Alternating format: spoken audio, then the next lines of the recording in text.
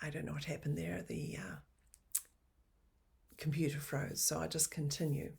The ability to empathize depends greatly on the ability to recognize what the person is feeling beyond what they're saying. So again, that's another skill, observing. And I think some people are more inclined to that than others, but certainly a skill to work on. And good listening will recognize what is happening without the need to interpret it. For instance, I gave an example earlier of a young girl I was talking with, and suddenly when she talked about her father, she got angry. So I could have thought, oh, she's angry at her father. I would have reached the wrong conclusion. So a good listening would say, okay, I see she's angry. Good listening will think, I wonder what's happening. And then good listening will ask, I see you've got angry, or you're getting angry. Could you tell me what that's about? So we don't jump to conclusions. Good listening doesn't try to interpret. And I know that sounds a bit sort of, I don't want to say new agey, but we've just got to catch ourselves from the way that we so often do things without thinking. For instance, a counsellor who's got sort of like red eyes, you could think, oh, she must have been crying. But again, good listening would think, I see she has red eyes. I wonder what's happening. Then we'll ask, I see you're a bit red-eyed.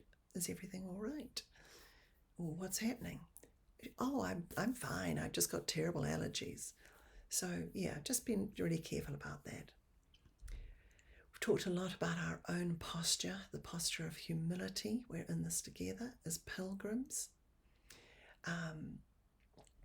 And our facial expression.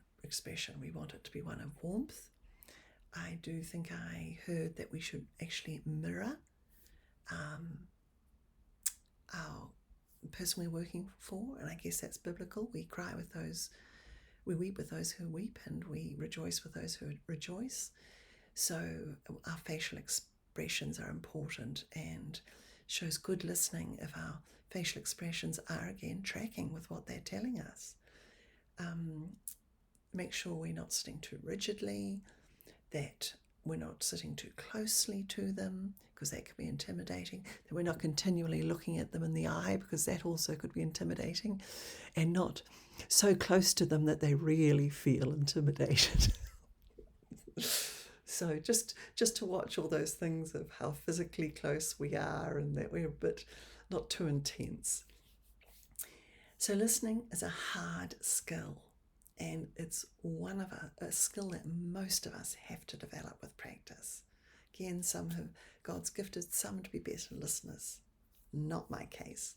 So to recap, communication can be a minefield, has many variables that can distort and twist what is wanting to be said and how it's heard, and that it's a discipline that needs a lot of practice. Have a good week.